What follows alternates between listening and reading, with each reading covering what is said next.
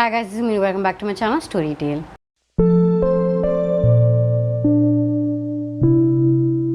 Today we're going to be talking about Twisted Love by Anna Huang. This is again one of the most popular books out there on TikTok or on YouTube or anywhere else.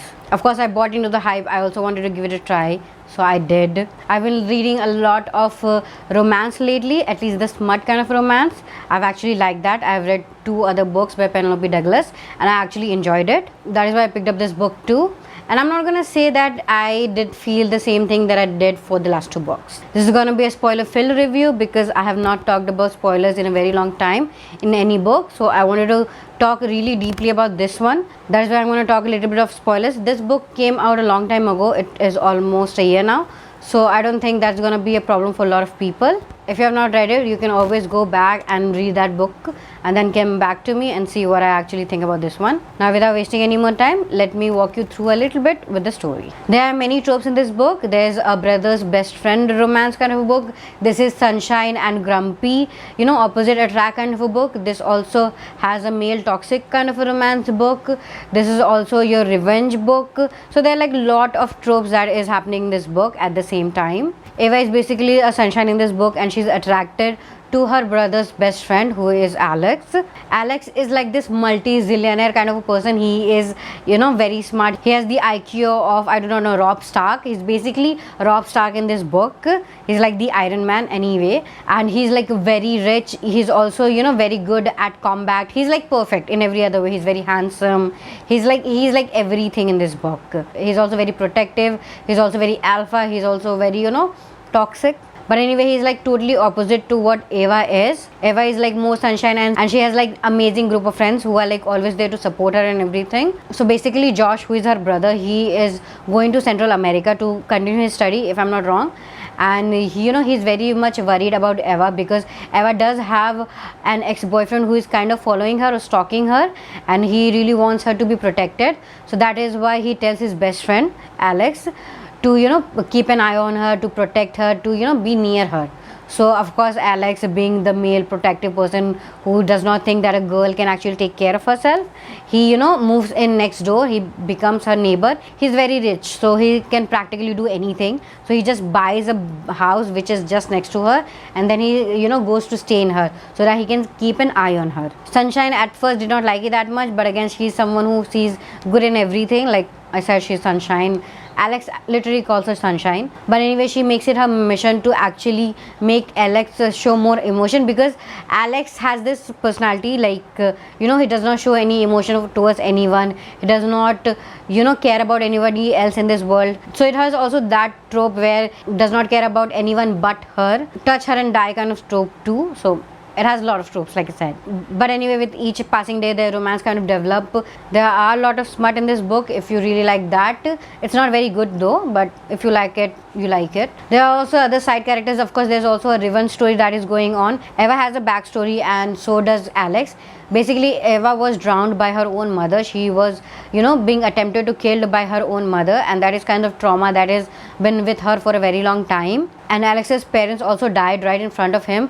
They were killed right in front of him, even his sister, who was a little baby at that time. So how these people who are very different from each other and have a very sad backstory actually find each other and fall in love with each other, and what actually happens after that is the basic plot of this book. Of course, I'm going to be talking about like and dislike about this book, and I'm going to talk about more of this book with that section only. Now let's talk about the first thing that I like about this book. The first thing that I like about this book is the representation. The main character here, Eva, is Chinese American. So we also get to see a lot of, her tradition also in this book.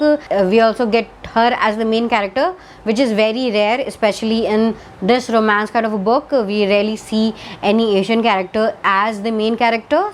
So I think that was a great change and I really loved it. Even her brother Josh, he is also Chinese American, so that is something that I liked about this book too, that it is showing these characters as the main characters, not just the side characters that we have seen in many other similar books.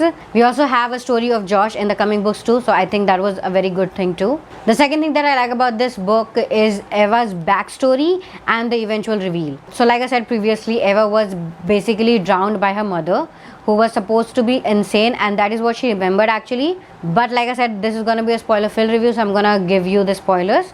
So basically Eva was not actually drowned by her mother. She kind of repressed those memories because it was so much traumatic for her. That is why she did not remember that it was actually her father who tried to kill her, and he tried to kill her even one more time that she again do not remember. She just kind of repressed that memory altogether. So I actually really loved that reveal. I really loved it. Even the way that it was shown, it was the way that it was written, I think it was done beautifully.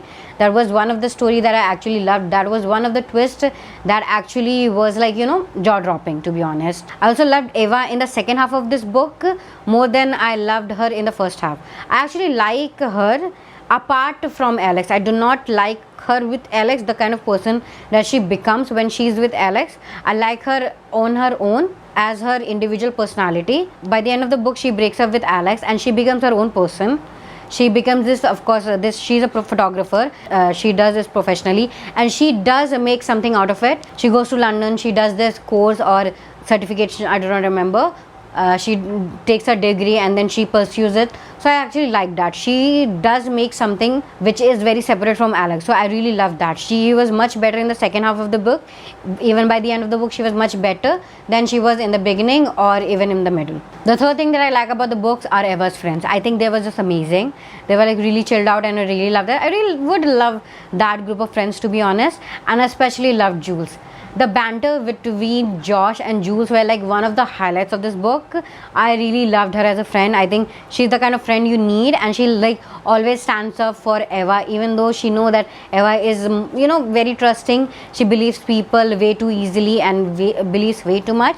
So she is there, you know, to protect her and to tell her things like it is. And her fights with Josh is like one of the best thing in this book. Even her other friend Bridget, who is basically a princess, and she's in second line to be a princess, so she's not, you know, that much worried. But anyway, she also has a bodyguard and she just tries so much to actually get away from him. And there's also other things that I like about her. I think she was like this princess, but she's not too much on the nose as a princess. She's actually kind of fun.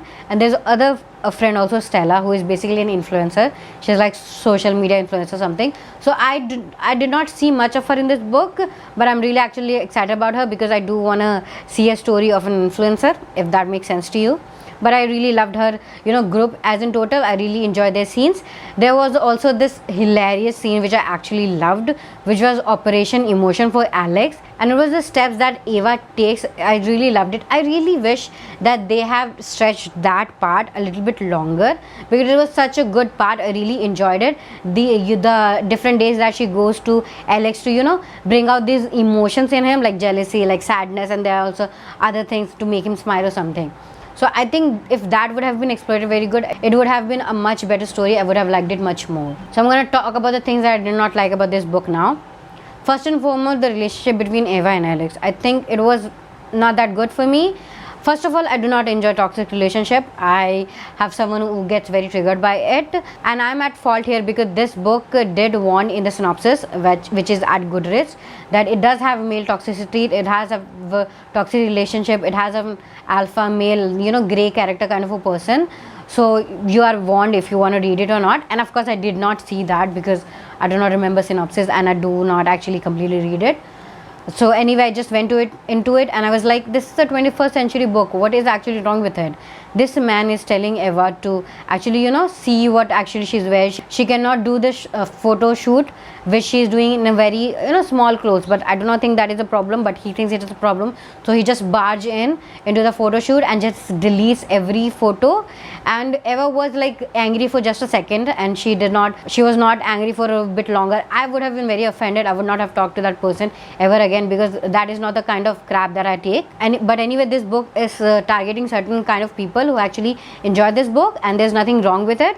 If you like it, it's just a fiction, so it does not matter. So this is basically for people who actually like this kind of trope, and I'm not those kind of people. At least I have not acquired the taste yet. Maybe in the future, who knows? Never say never, right? But right now, when I read it, it was like very toxic for me. It was like very triggering too, because I do not like that kind of behavior from any man when, you know, he tells what a woman should do and should not do. I do not like that. And this need for him to protect her. Eva was never in actually danger. I mean, even the ex-boyfriend was not that much dangerous. He was just stalking her, and I know that is a bad thing. That she could have called cops on him.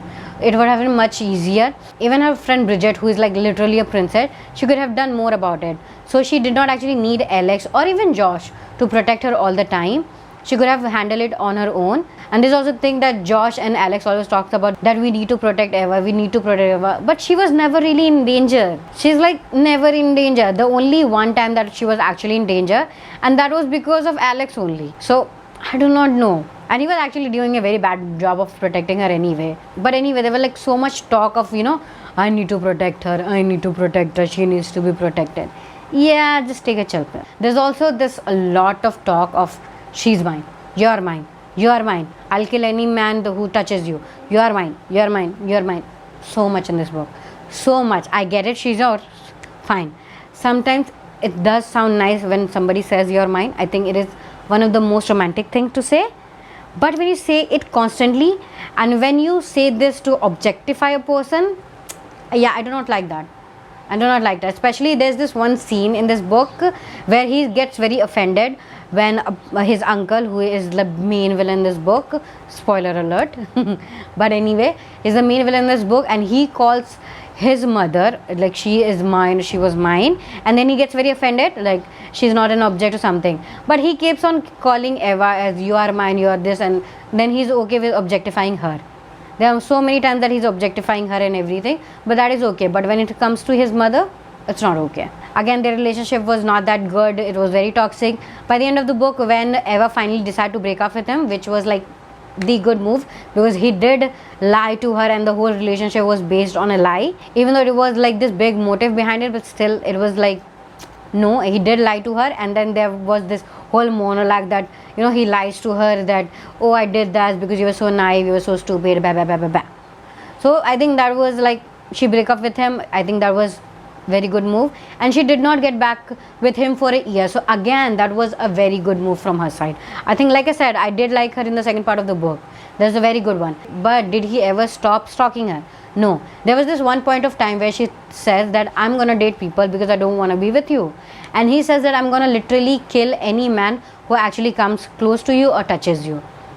Yeah, he is a multi-millionaire handsome guy.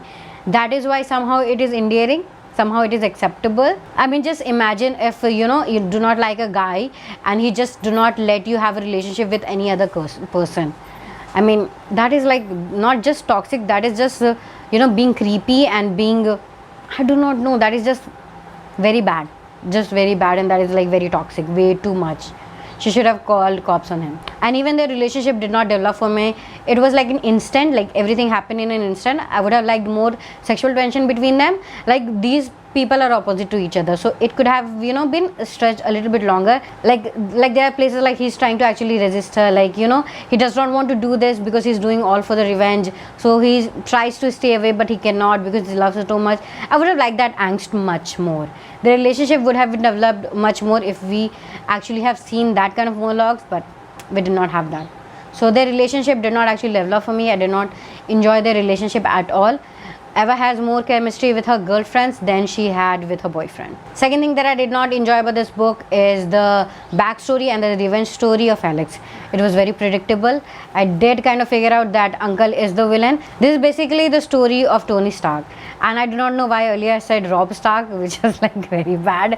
It was Tony Stark. That was, I was finding a little bit wrong with the name, but it did not click for me at that time. But anyway, basically Alex here is Tony Stark. He's like super rich, he's like super genius, and he has a business with his uncle who basically turns out to be a villain. So basically we get a Tony Stark fan fiction on this book, and it is a fan fiction because I don't think Tony Stark will ever treat his wife or his girlfriend the way he treats his. But anyway, the revenge story was a little bit ghisa-pita, like it was like a very cliched, very done and dusted kind of a story. Did not enjoy that much. Eva's backstory was much better. Her twist was much better. The whole twist with his uncle being the villain was like already done so many times, so it was not a big reveal for me. I did not even feel surprised for even a second. And there was also very long monologues of the villains, which I hate. The third thing that I did not enjoy about this book is the smut itself. I mean, basically, the smuts are really good, even though they're like toxic relationship kind of books or these kind of books. Because I remember the smut scenes were actually very good when it comes to Punk 57, or it was in Birthday Girl. I mean, Birthday Girl was much superior book. I'm not gonna lie, it was very good book. But this book, it did not have any nice sex scenes in it. There was no sexual tension at all. I did not like any of the smut scenes in it. It was like very bland for me. I did not feel anything, and it was also very short. It was not a long stretched out scene. Even My Killer Vacation had much better sexual scenes than this one. So overall, what I think about this book, overall, I think if you enjoy this kind of trope, or if you enjoy this kind of male toxicity kind of a book, which I know many people do, it's okay. It's not that bad of a book. If I judge by that category, it could have been easily 3.5 to 4 star. But I am personally not someone who enjoys those kind of relationship. I did not actually hate this book that much. It was okay read, it was fun read, not that bad. Apart from few things, few illogical stupid things, but I really did enjoy Eva's backstory and the whole twist in the middle. I did enjoy the few friends scenes. So there are many scenes that I actually did enjoy. That is why for me this is a 3-star read. Do let me know in the comments down below what you think of this book. Do you like it or do you not like it? Do you enjoy this kind of book or not? I will see you next week. Do not forget to subscribe. Have a nice day.